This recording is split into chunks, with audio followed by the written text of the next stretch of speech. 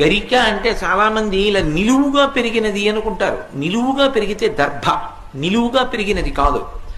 శతమూల శతాంకుర సర్వగుంహరతు మే పాపం దుర్వాదు స్వప్ననాశిని అంటారు. దుర్వాంకురములు అంటారు. ఏ గరికతో పూజ చెయ్యాలి అంటే నేల మీద పాకుతుంది గరిక. చూడండి, ఇలా ముందుకొస్తుంది, వేర్లు దింపుకుంటుంది. ఇలా కొంచెం ముందుకెడుతుంది, వేర్లు దింపుతుంది. ఇంకొంచెం ముందుకెడుతుంది, వేర్లు దింపుతుంది. మీరు ఒక ఒడ్డున పట్టుకుని ఇలా పైకి ఎత్తారనుకోండి, పక్కపక్కనే వేర్లకి మట్టితో తీగలా పైకి లేస్తుంది. ఆ గరిక, దాన్ని దుర్వా అంటారు.